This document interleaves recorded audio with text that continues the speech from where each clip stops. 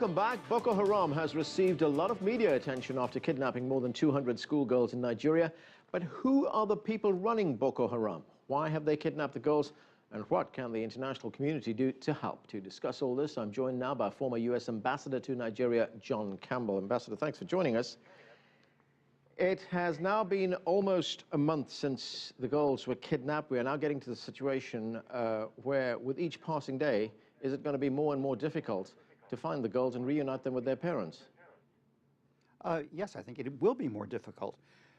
However, the video that Abubakar Shekau released yesterday is very interesting from a number of different perspectives. First of all, it shows a very large crowd of the girls all together, which would indicate to me that they have not been as dispersed as widely as I had thought they had been. That, in other words, a large percentage of them are in one place. The second thing that's really very interesting about that video is that the girls are all dressed the same in traditional northern Nigerian Islamic garb. That means that the people that are holding them apparently have access to some kind of logistical support. After all, you don't just simply get more than 200 sets of clothes by snapping your fingers. Further too, apparently they're being fed reasonably decently. So the fact that they largely appear to be in one place means the possibility of them being found and even ultimately being freed, I think, is somewhat better. And I guess that, to some extent, dispels those reports which we had, saying that they could have been broken up into smaller groups and even taken across the border into other countries as well. That's right. Now, of course, we can't rule out that may have happened. In other words, we're talking about a lot of people. We're talking about somewhere between 250 and 300 people. And so some may have been taken across other borders and may have been sold as spouses, but a great many of them clearly have not been. Now, do we know what kind of help the Nigerians are getting from the international community, particularly the United States? Yes, in very broad and general terms.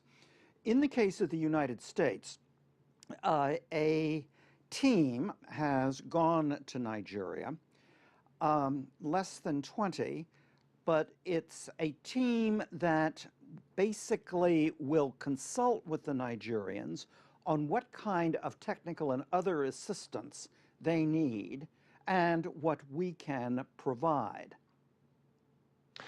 Do you, could you enlighten us as to why a group like Boko Haram has resorted to this kind of action, kidnapping schoolgirls? I mean, they're getting a lot of publicity out of this, and I'm wondering whether, in some instances, it might be counterproductive, because this has now put them on the world stage.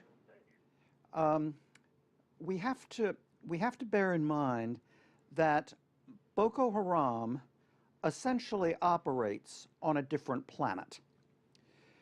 If you look at their rhetoric, and they don't have a political manifesto, but if you look at their rhetoric, what they say they want to do is to create God's kingdom on earth through justice for the poor by means of rigid implementation of Sharia law.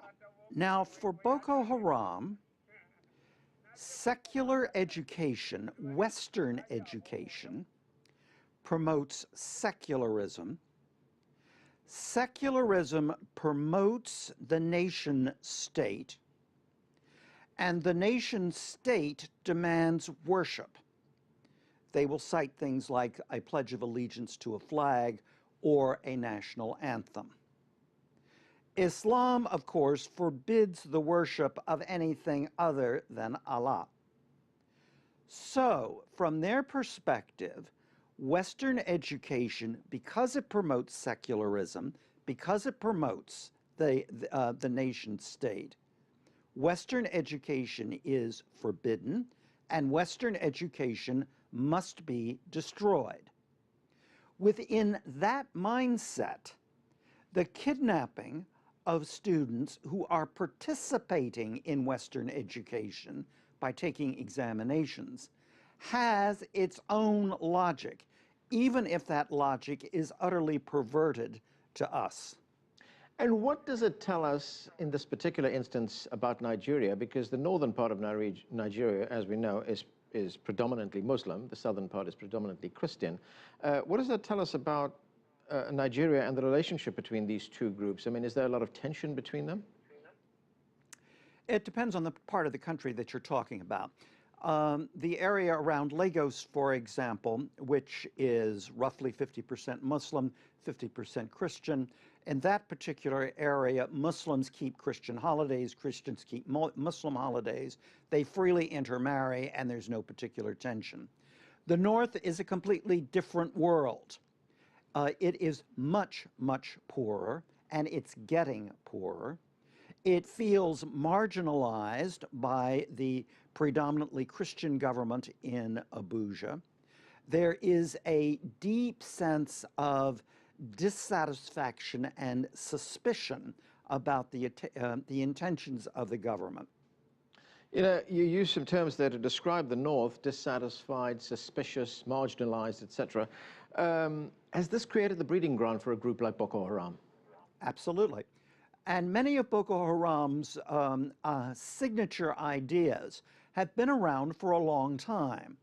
There has been opposition to Western education in northern Nigeria since the late colonial period. There has been opposition to things like polio vaccination, which has been presented as a diabolical Western and Christian plot to reduce the Islamic birth rate.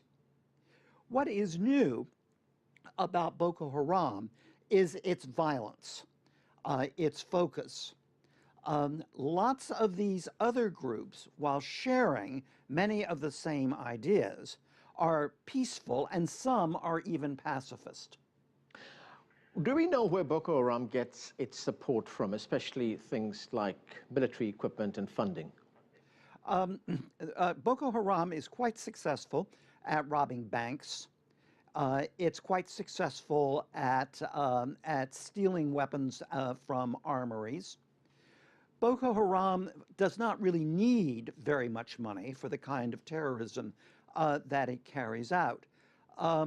After all, you steal a vehicle, you load it up with dynamite, and you basically put a remote control fuse in it, and you blow up a building. So I don't think we have to look outside of Nigeria to find where it gets its money from. What about the government's response to what is going on in that part of the country? I mean, there appears to be a lot of reluctance on the part of government to act against Boko Haram. Well, they're now acting because this is now on the international stage. They're being, in some ways, forced by this publicity to act against Boko Haram. But initially, they didn't do much about this. It has been treating Boko Haram as essentially a terrorist issue. Its response to Boko Haram has been extremely heavy-handed.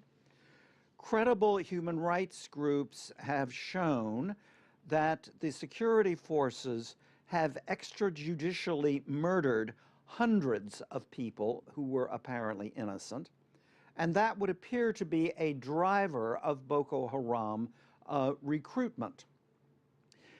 In the case of the kidnapped schoolgirls, yes, I think international pressure has been important, but I don't think we should sell short domestic pressure. After all, using the hashtag, women's groups have been organizing demonstrations which seem to be getting larger and becoming more widespread. Nigerian public opinion is demanding that the government do something, and certainly that it do more. And that's at least as important, I think, as international pressure.